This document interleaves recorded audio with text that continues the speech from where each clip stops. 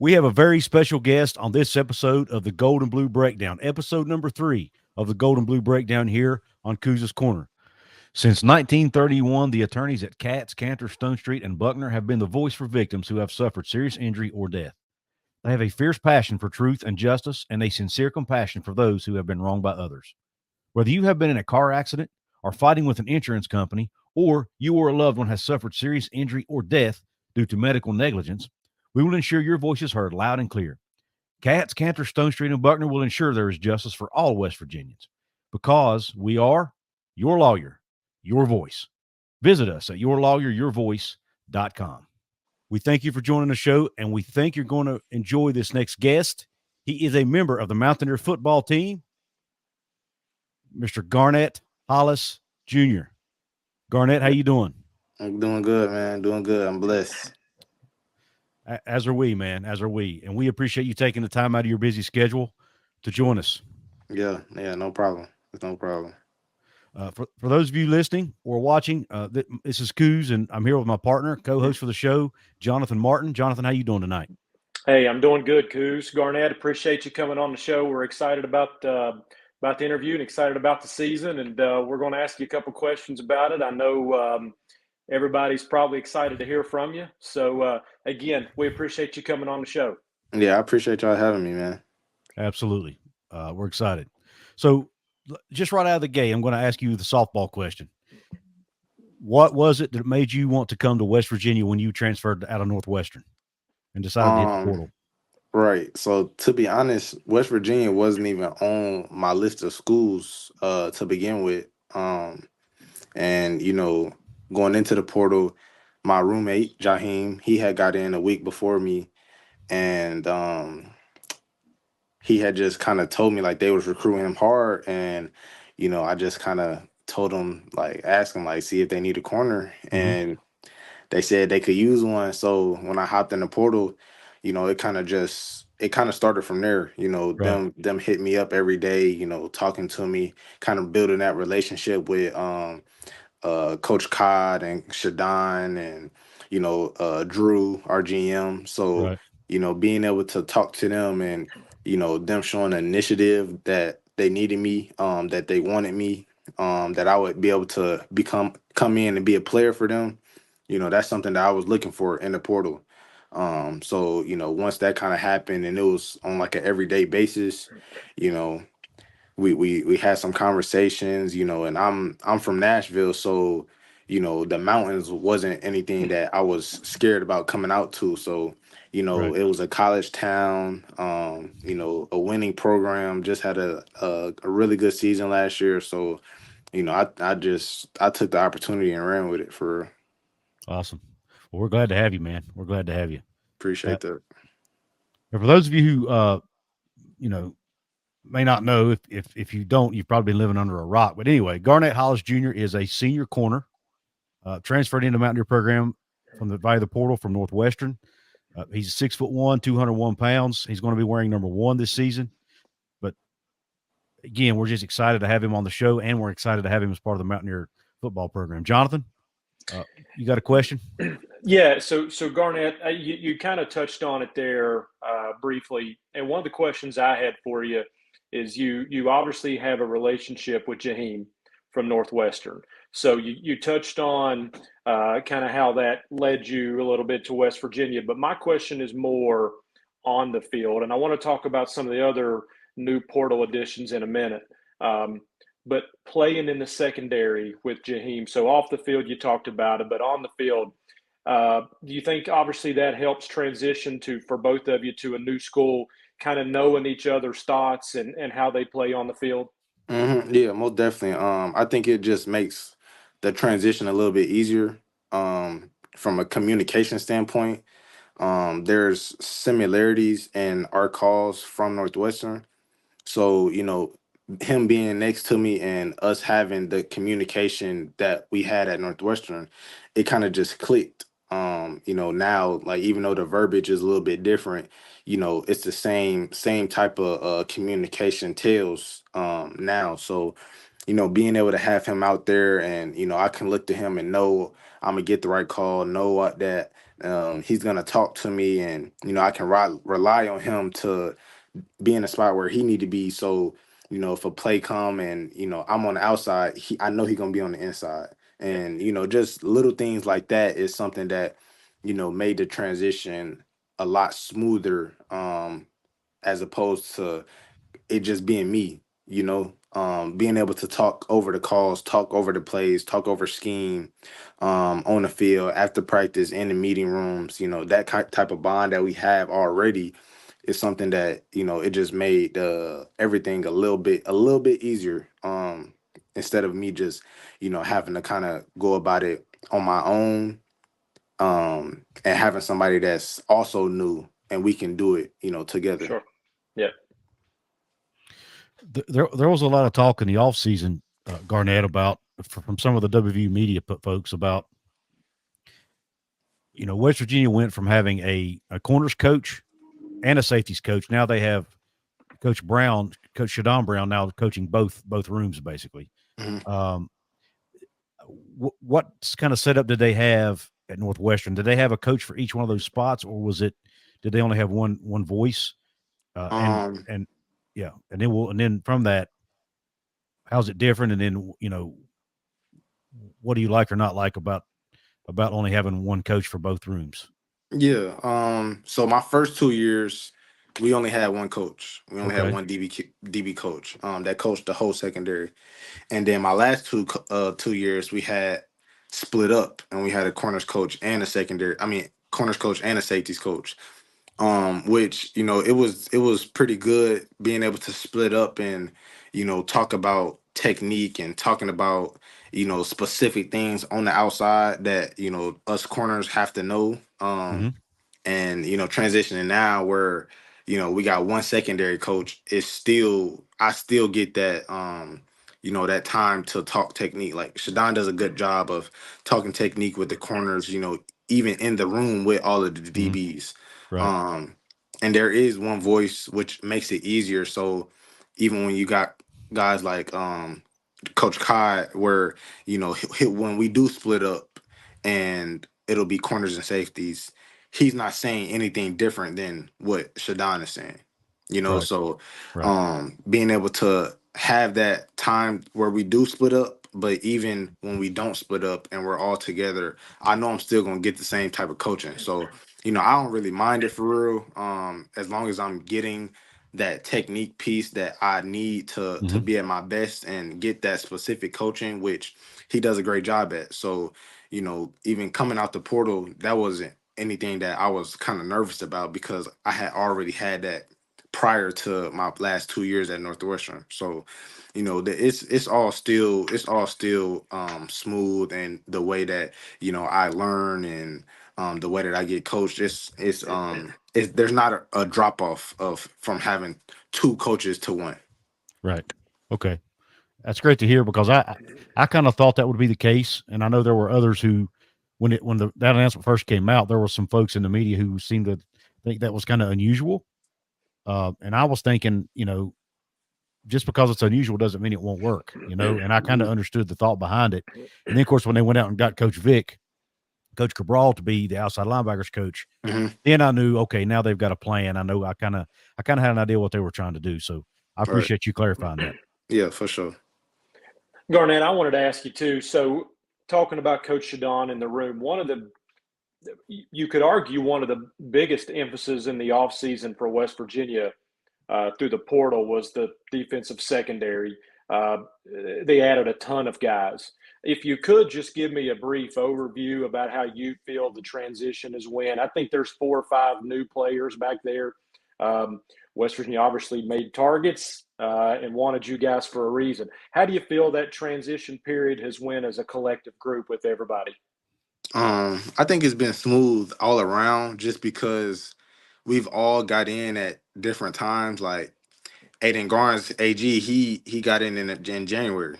I got in March, and then you got Tez, Dantes Fagan. He gets in the summer. Then you got KK. He got in the summer, but me and Ja got in the spring. So I think all of us getting in at different times didn't mess up our connection on the field. I think if we all got in at the same time, yeah, the communication would have been, already down packed, and how we operate on the field would be even more smooth. But I think the time that we took in the off season to actually prepare for this season, prepare for practice, prepare for, the looks that we're gonna be getting in the games, and how we're gonna be able to talk to each other in game.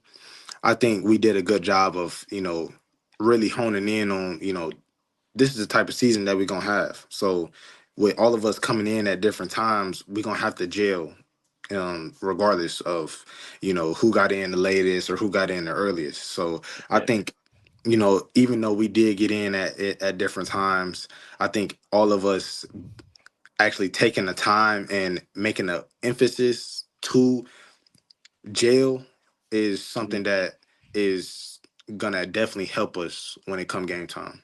Okay. We obviously know, and I'm not going to compare you to anybody else. Okay, that's not my purpose of this question, but we all know kind of season Beanie Bishop had last year coming in Hmm. from a Big Ten school, right? Yep. And he probably wasn't utilized as much at that previous school as he should have been. But did the success that Beanie had at West Virginia last year have any impact on you making a decision to come to Morgantown? Yeah, it definitely did. It definitely did. You know, seeing him be a consensus All American, seeing him have 24 PBUs, seeing him have the amount of picks that he did, and seeing him go from where he was at Minnesota to where he was at West Virginia, it was night and day. So, you know, if you have a corner like that just came before you, why not go be the next corner to do that? That was my thought process. So, seeing the success that he had in the scheme that we play, in the program that we play, the love that he got from the fans, and then hearing Coach Shadon and Kai talk about him, you know, I can see myself being in that same situation. I can see myself being in that same spotlight. And being able to replace a guy like that is something that, I take to heart, Mhm. because everybody just watched him have a outstanding year. I can do the same thing. I can come in and be that same type of guy, same type of player, same type of teammate. They all Mhm. talked about how he was a good teammate. So just being able to see somebody do it before you is something that I don't really, I'm not super prideful. I don't have like a big ego of, I want to do it my way and things like Mhm. that. Like, it's always shout out to the guy that came before me, because you have nothing to look at if you don't have anybody to come before you. So, that's kind of how I took it. You just seeing the success that he had in 1 year. Um, it half of it is him. Half of it is him going out there and playing. Half of it got to be coaching. Mhm. So if you can take that coaching with my ability, I feel like I can do the exact same thing and be an All American type of corner.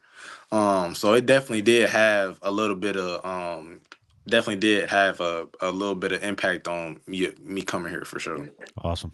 Good answer. I like it. I love the humility you have, man, and the fact that you're not afraid, because some players get offended if you ask them, hey, what about this guy or that guy? They're like, they want to be their own man. What Yeah, so I appreciate you taking that stance. I was yeah. kind of afraid to ask the question because I was like, I hope he doesn't get offended. Nah, man, nah. Hey, greatness is greatness at the end of the day. So if he was great, I'm trying to come behind him and be great too. And I was gonna say, it doesn't mean you can't be great, right? And to do it in your own Exactly. way, in your own style, with your style of play. Yeah. Your games are not exactly the same. They don't have to be, but you Hmm. doesn't mean you both can't be great. Yeah, for sure. Yeah, Hey, awesome. Garnett. So one of our previous episodes, Couz and I kind of ranked each position group from the additions to subtractions and did a little formula. Uh, Breaking news or not so breaking news, we ranked the secondary extremely high. Hmm. And one of the reasons why we did that is because the amount of football that most the new additions have played. You played 13 games last season with 49 tackles. So you played a ton of football. Um, Transitioning over to West Virginia in the Big 12, What do you anticipate difference-wise from one conference to the next? Is that something you've thought a lot about from conference to another, or is it just, hey, football's football? Yeah.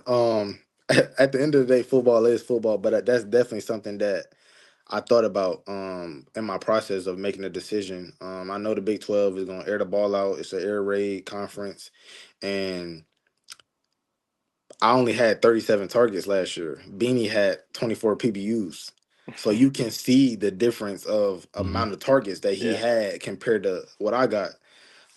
So I just think, coming to a conference that's gonna air the ball out more, even in practice, like I get thrown at a lot more than I did at Northwestern in practice.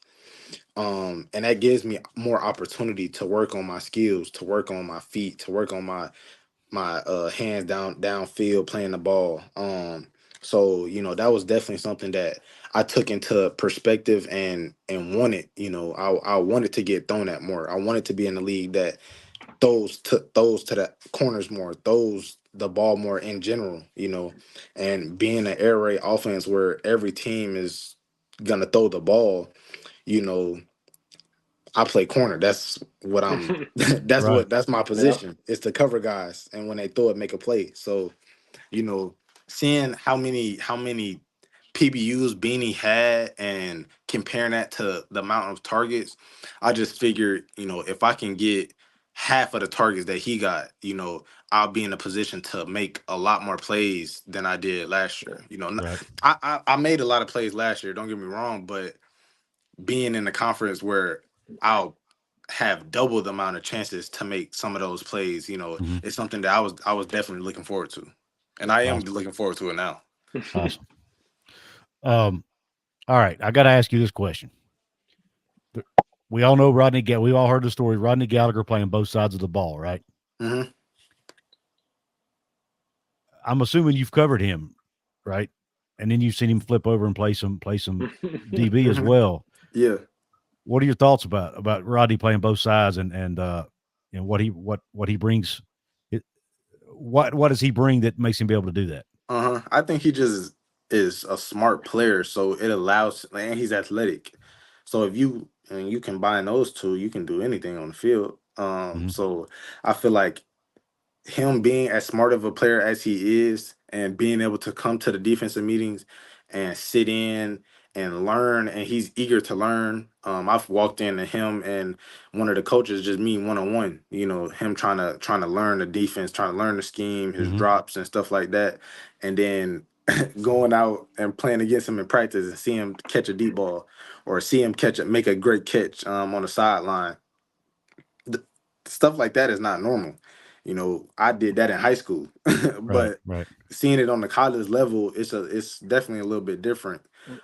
So I think he brings such versatility to the table. I mean, being able to do that every day in practice, which he's done it every day, Hmm. is something that when they first brought him over to the defense, I'm like, bro, what is he doing? Like, why are they doing this? But then seeing him be the athlete that he is, and he not afraid to stick his nose on a football carrier, Yeah. you know, it just makes it even more of an aha moment. Like, okay, I see what they're trying to do with this guy, and I he and got he you. does a great job every day in practice. Awesome. So, hey, I want to ask you here in a second about speaking of not afraid to stick your nose around the football. That's one thing that Coach Neil Brown raved about you was the physicality. Um, is it always something you just love to play with a little bit of physicality? Obviously, your size a little bigger than most cornerbacks. Have you always played with that little bit of edge and to have that nose around the football? Yeah, I played linebacker when I was little. So being around the football and not being afraid of contact is something that I've always had.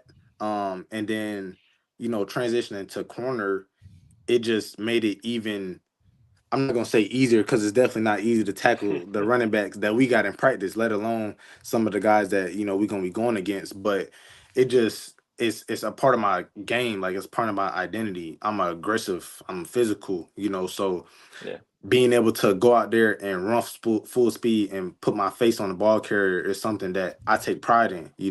I had a little bit of a couple missed tackles last year that I don't usually miss. So taking pride in tackling, taking pride in, making those tackles the ones that I know I can make. That's something that I've always had in my game, since I was a little kid playing linebacker, and to now transitioning from linebacker to safety, from safety to corner.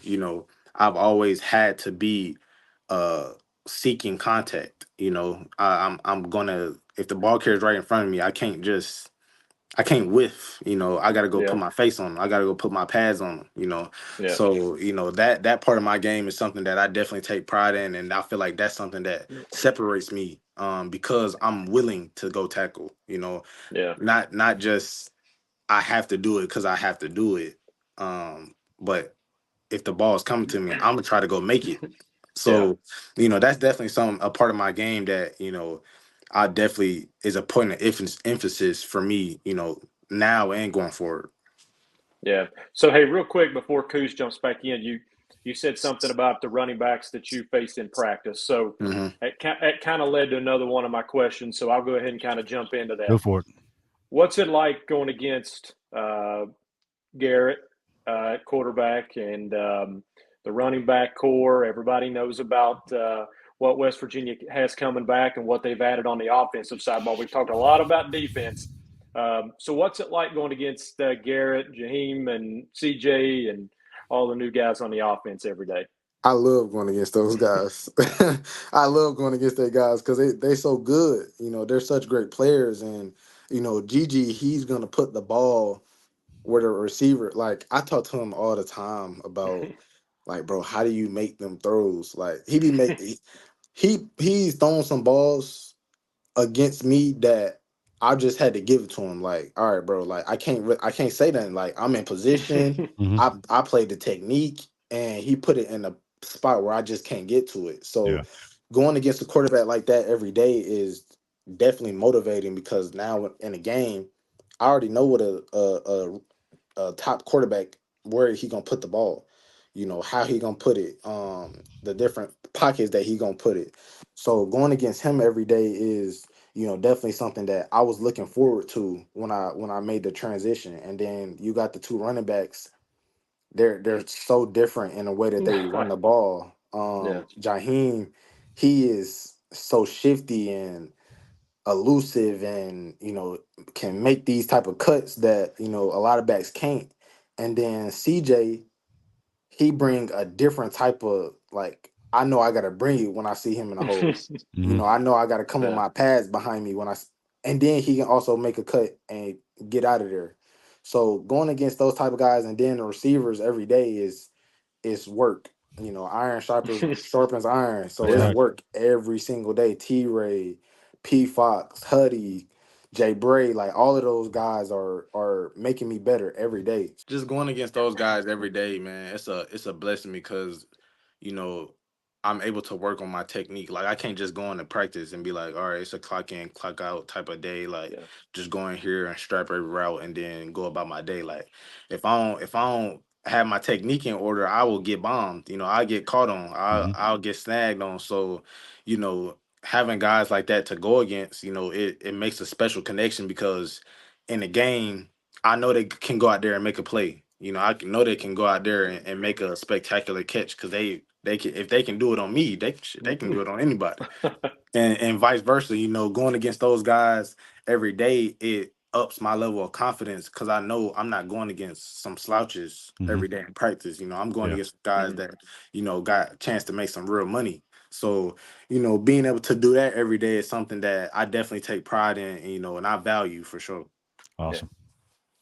For those of you who might be listening, just a reminder, we're talking to Garnett Hollis Jr., cornerback for West Virginia, a senior, 6'1", 201, and will be wearing number 1 this season. He's a transfer from Northwestern. Garnett, you got some love the other day on Twitter, X, whatever it's called now, from, I think his name's Jim Nagy. He's with the Senior Bowl.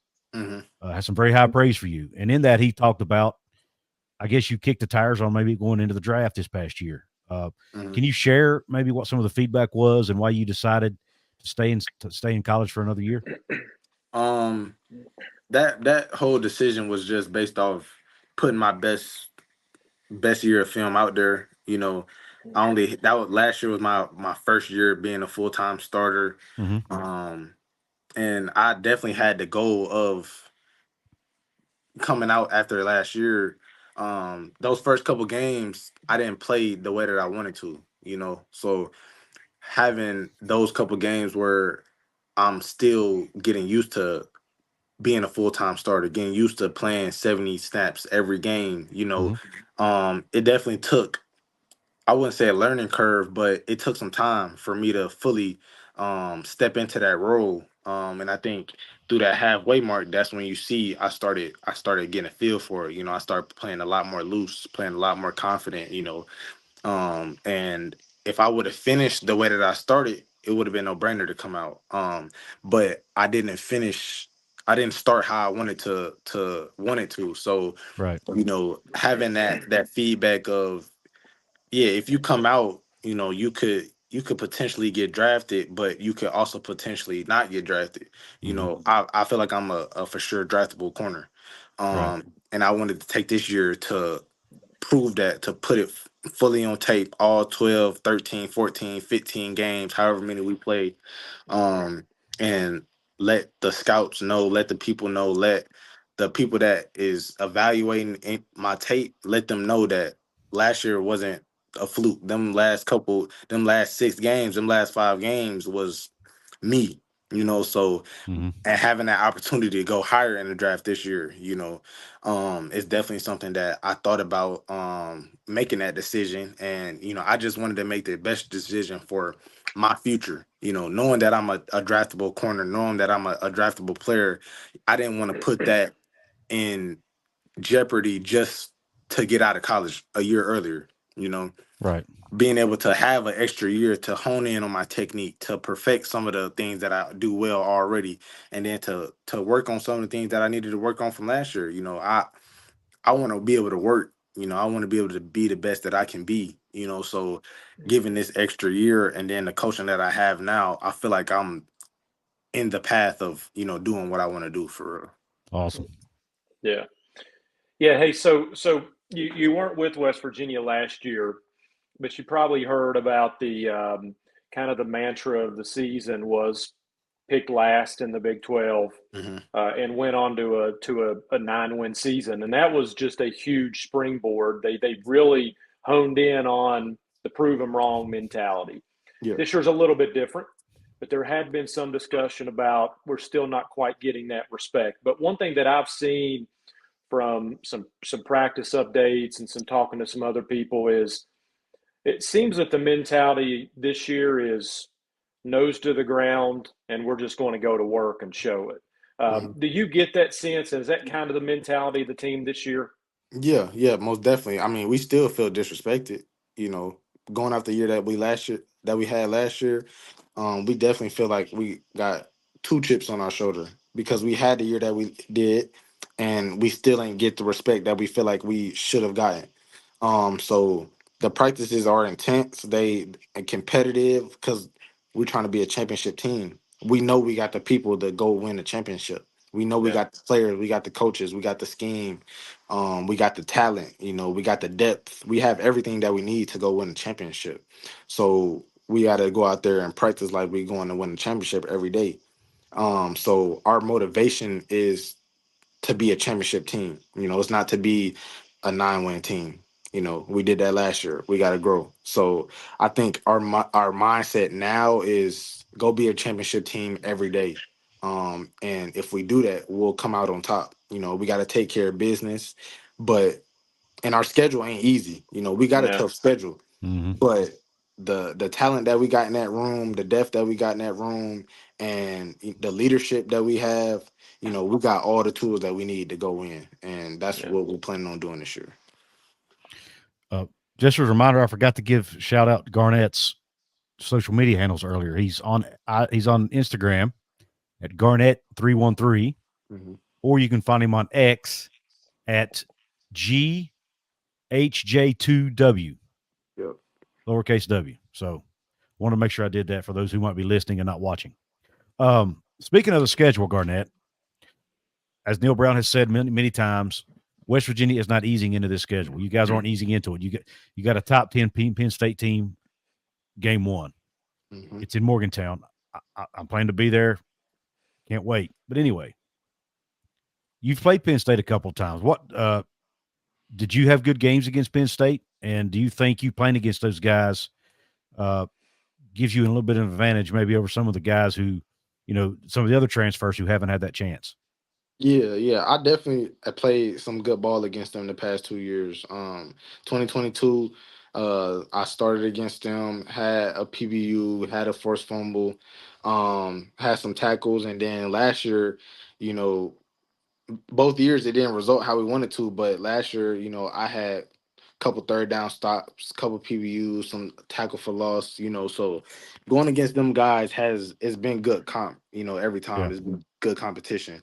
But on my end, I feel like I didn't did my part and got the upper hand. So, you know, knowing obviously they got a new offensive coordinator, so that changes things a Mm-hmm. little bit. But knowing that the mentality that they have as a program is, they don't they don't really respect who they go against unless it's Old State or Michigan, you know, that kind of plays a part in how we go about going against them guys. Mm-hmm.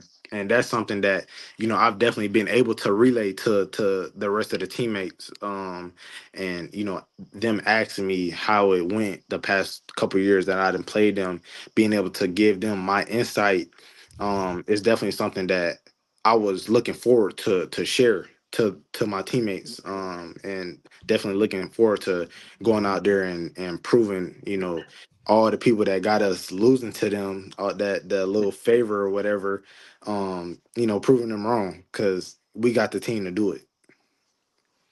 So I want to ask you about the schedule real quick. You'd mentioned it's a tough schedule. It is, no denying that.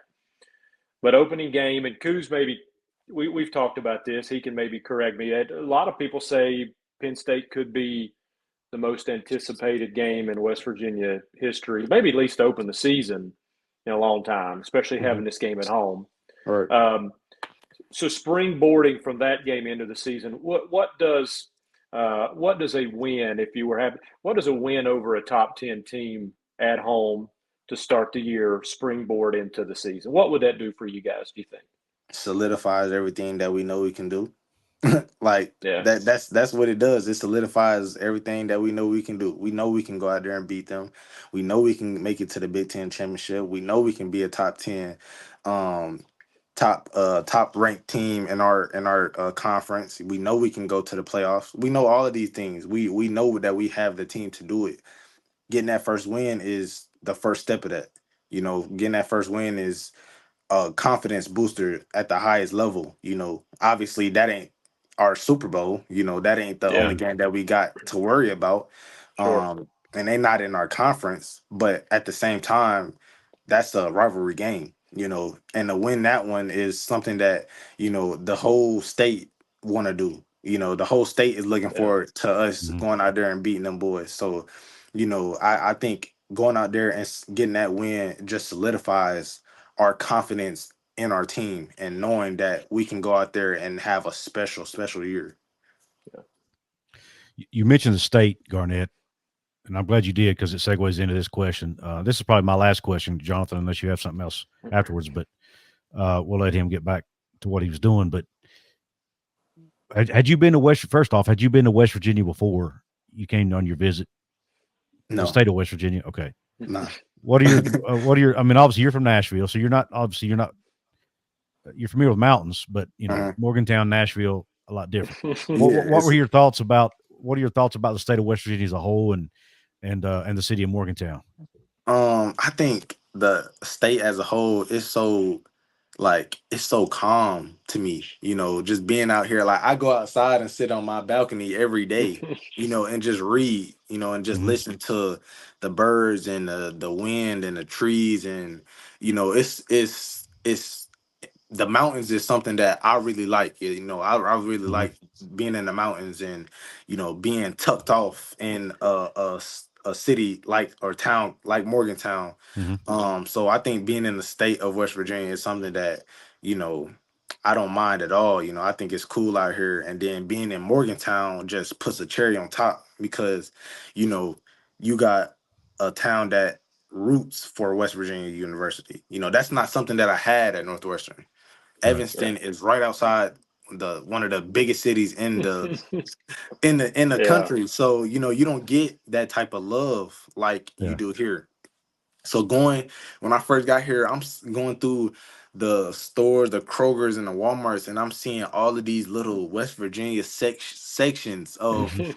different apparel and stuff like Yeah. that. And it was just mind blowing to me to be able to to know that I'm a part of this team now. I'm a part of this West Virginia family now.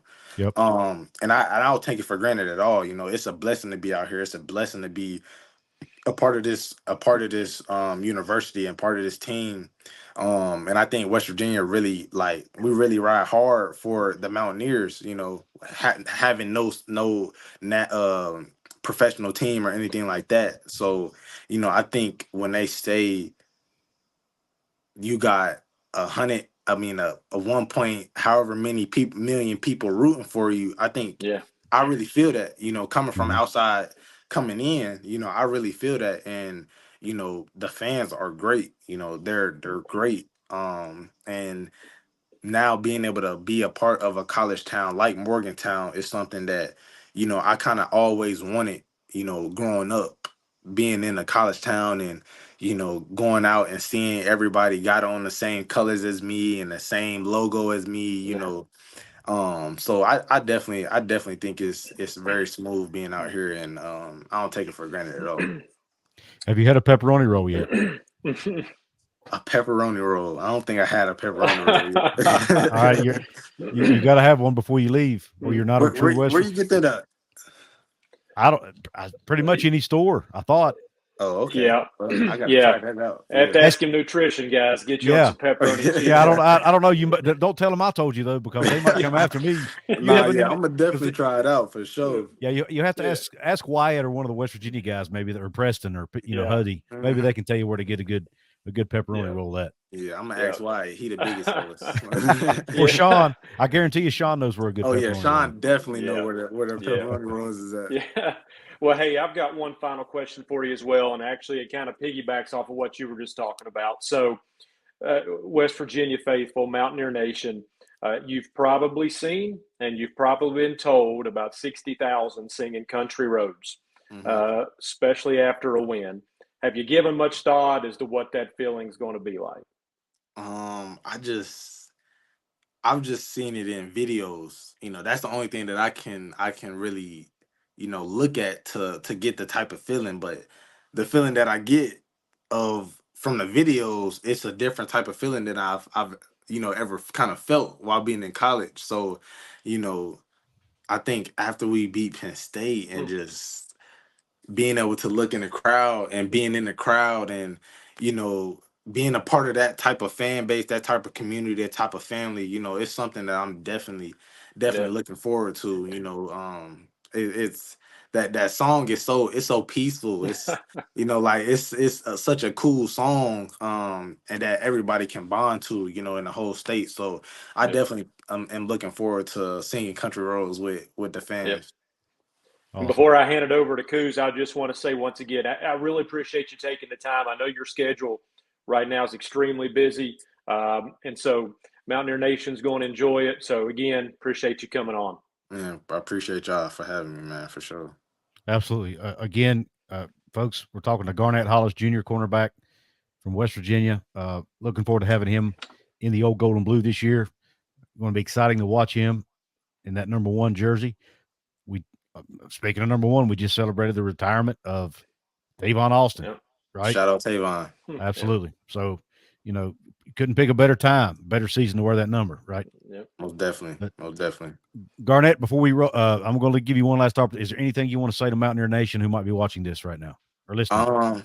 I would just say y'all know what to do. Y'all gonna show up. Y'all gonna be loud. Y'all gonna be rowdy. So when the games come, y'all know what to do. I'm new, So y'all already know what it is every Saturday. But I'm just looking forward to being a part of this year, being a part of this family. So we ready to win some ball games over here. I'm gonna tell you that much. We gonna win some ball games, and y'all Absolutely. gonna be pleased at the end of the year when it come time. So I love it. Well, Garnett, man, just thank you again for coming on. It means a lot to us. Everybody go interact with him on social media at Garnett, GARNETT 313 on Instagram, at capital G, capital H, capital J, 2 lowercase W on X. I'm sure he'd love to interact with Mountaineer Nation. Garnett, thanks again. yeah, appreciate Thank y'all, you. man. Y'all have a good night. You too. You too.